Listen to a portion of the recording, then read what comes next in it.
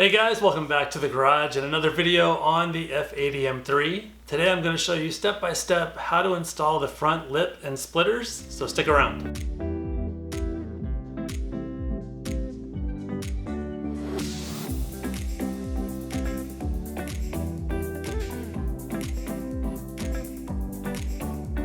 The day has finally come. I get to install these M Performance carbon fiber parts that have been actually sitting here for about a month. I've finally gotten around to being able to install them. The first parts I'll be installing are these carbon fiber splitters.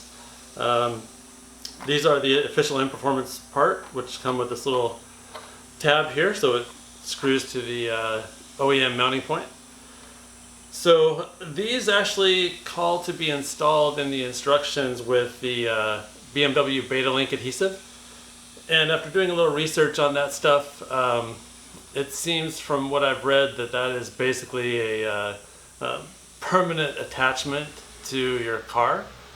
And while that may be good for some people, I'm actually installing this over a vinyl wrap.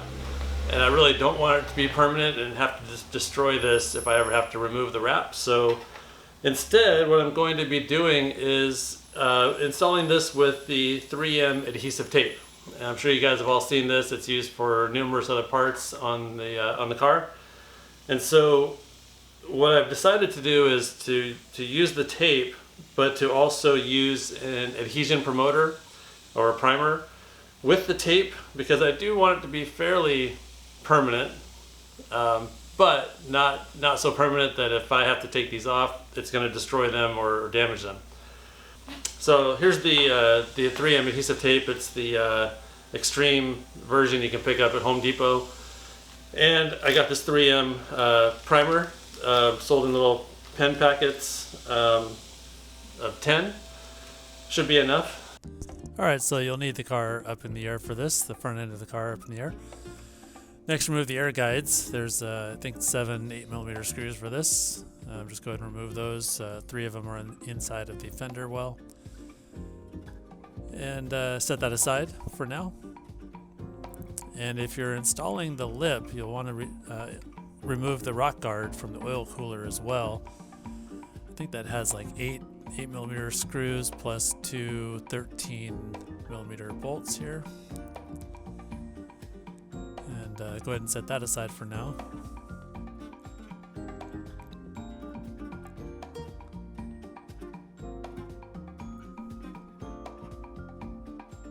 And now, of course, when you're using any type of adhesive, whether it's the Betalink or the 3M tape, you want to make sure the area that you're applying is clean. So I'm using some isopropyl alcohol here to wipe down the area, and now test fitting the piece to see where the top of it's going to line up, and marking that with a piece of blue painter's tape just so I know where to start the black. There's a piece of tape that's supplied in the kit, piece of black tape that is used to hide any paint that might show through from between the splitter and the bumper. So here I'm applying that tape. You probably don't need to do this if you have a black car or a really dark colored car.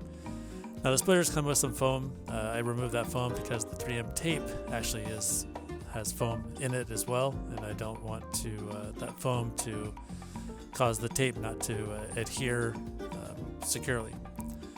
And anytime you use the 3M tape, you always want to make sure you leave some of the backing extra sticking out, because you don't want to pull that backing off until you're actually putting the piece in place. And you definitely don't want to pull that backing off before you stick the piece on. So here I'm putting the piece in place so that I can get ready to remove the backing on the tape. And you definitely want to be careful with this, because you don't want that backing to break or rip, so you'll have to start all over. And this tape is definitely tough to get off. So, and I didn't show it, but I actually did apply the primer to the splitter so that the 3M tape would stick, because it's got a pretty rough texture on the back, and feel like that primer definitely helps it stick. So here I'm pulling the last piece of the backing off. This one was definitely a lot harder, but it finally came off. And yeah, just repeat on the other side, of course.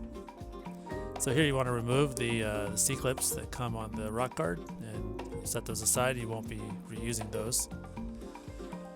You'll want to get the C-clips that come in the kit. They are in bag 7, item P, and use 4 of them on the lip support.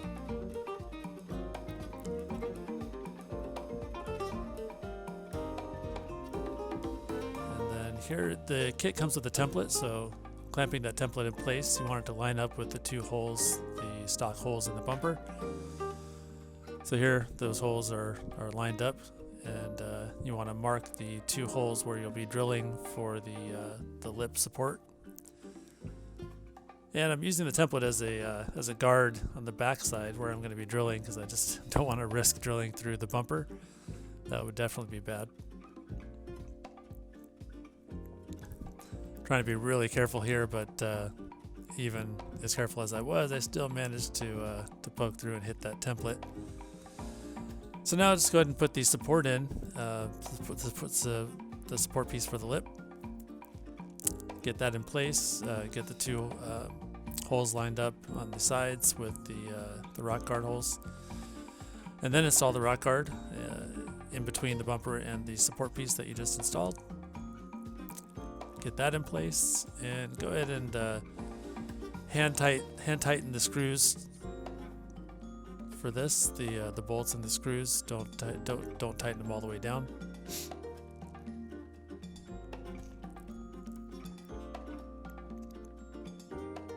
Because you'll want to the 2 bolts for the support for the lip. You want to get those lined up. These are items T and U in bag number 1. That's the bolt and the washer. Here I'm just getting the bolts in place, lined up with the support piece inside the bumper, just to make sure that those are all lined up before I actually tighten everything down.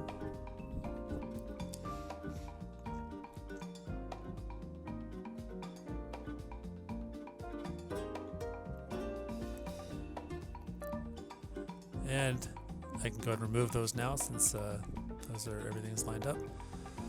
And here you want to remove the stock C-clips from the sides where the air guide clips screws in, and replace that with the C-clips that come in the kit. You really should do this right at the beginning instead of after installing the splitters. That would have been a lot easier.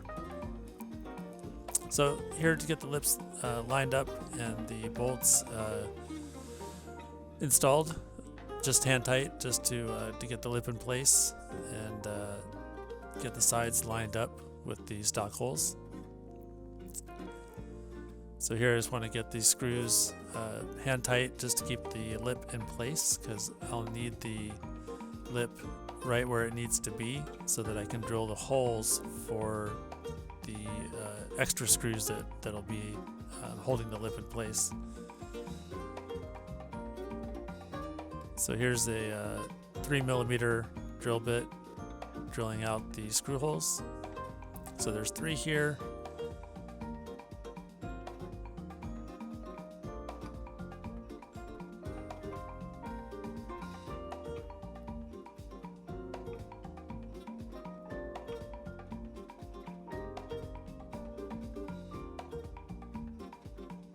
And there's actually 2 more coming up.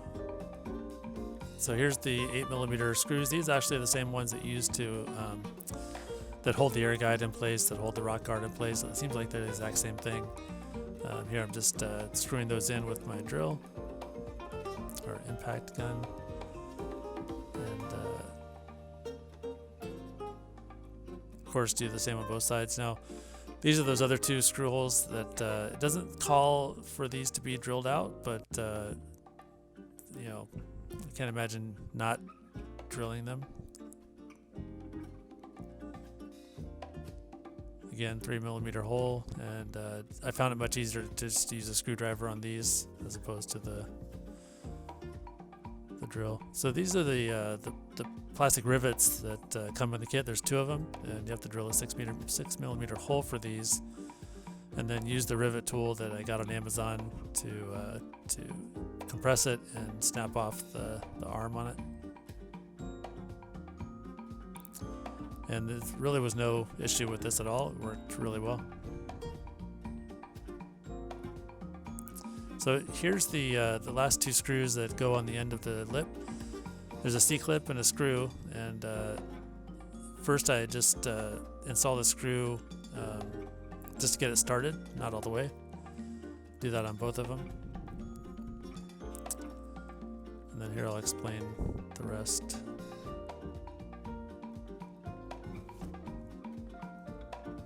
Hey guys, I just want to show you something real quick. So it's really hard for me to do this with the camera because I got to hold this flat back here. But this little plastic piece with the C-clip on the end, the plastic is just to be able to hold it in place while you screw the screw in from the bottom.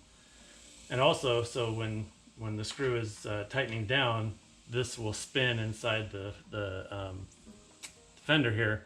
It'll spin, and then this plastic piece will keep it from spinning once it hits up inside the fender. So it's not used. It's purely just for being able to reach the spot because it's so close to the edge here, and just to keep this C-clip from spinning once you've got it started. So that's what I'm doing right now. All right. So as I just explained, I'm just trying to get the C-clip in place using the little plastic piece that came with it, and screw the screw up in through the C-clip while trying to hold it in place. So I do that with both of them, and so now you have to trim the air guides a little bit because the splitter and the lip don't fit with the OEM air guide. So it comes with a template. You mark it, and then I'm using my oscillating saw to trim the air guide, and this was sort of a pain in the ass, but I got it to work.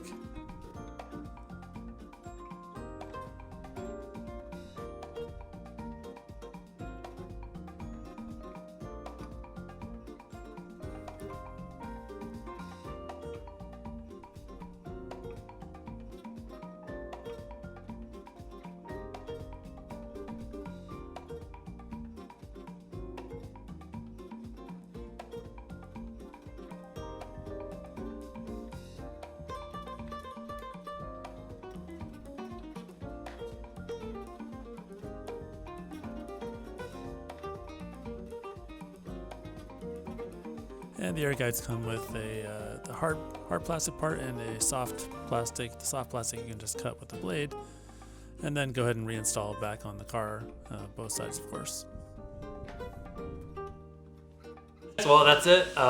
Everything is installed. The splitters are installed. The lip is installed, and it went really smoothly. It took me a few hours because I'm one of those measure 20 times guys, cut once, and so I made sure I test fit everything a bunch of times, made sure everything lined up before I started making cuts. I will say one thing, make sure your splitters are on and dry, or however you're going to install the splitters, if you're using the Beta Link or if you're doing the double-sided tape. Make sure that that is secure and on there really well, because over on the driver's side, the splitter is not quite flush with the bumper. I mean, no one will probably notice it, but I noticed it, so I'm just, details are my thing, so I just I see everything like that.